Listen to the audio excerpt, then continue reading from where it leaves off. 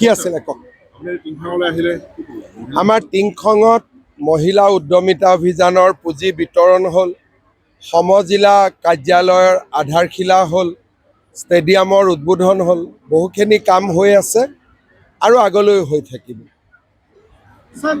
बांग्लादेश में जो है पश्चिम बंगाल में जो है 58 लाख जो है लोगों को वहाँ से किया गया है ऐसा मैं खबर लिया नहीं मैं तो असम में हूँ पश्चिम बंगाल का कोई खबर मेरा पास नहीं है अभी काली কৈছো এইটোৰ ওপৰত কালি কৈ দিছো মই হ'ব স্যাৰ আপনি ধান ক্ৰয়ৰ কথাটো কৈছে চৰকাৰে কিনিব বুলি ধান ক্ৰয় কথাটো কিন্তু আপুনি যেতিয়া প্ৰথম আৰম্ভ কৰিছিল প্ৰথম বছৰ খুব ধুনীয়াকৈ চলিছিল কিন্তু মিলবোৰ প্ৰায় বন্ধ হৈ গৈছে স্যাৰ আৰু মিলৰ মানে কৃষকসকলে ধান বিভিন্ন অজুহাত ল'ব নোখোজে কিন্তু আমাৰতো ধান কিনাৰ সংখ্যাটো বাঢ়িয়ে গৈছে এবাৰতো আমি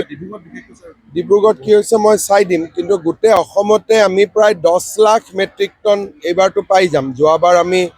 প্ৰায় 8.5 লাখ মেট্ৰিক টন আমি কিনিছো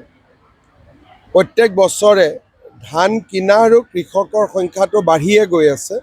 ডিব্ৰুগড়ত যদি কিবা সমস্যা আছে মই এটা ৰিভিউ লৈ ল'ম। মানে যিসকল মিল মালিক ছাৰ তেওঁলোকে কৃষকৰ পৰা ধানটো নলয়, তেওঁলোকে এতিয়া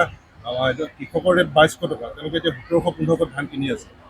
মই চাই দিম, হ'বতো নালাগে তেনেকুৱা, কিন্তু মই এবাৰ চাই দিম। হ'ব, ধন্যবাদ।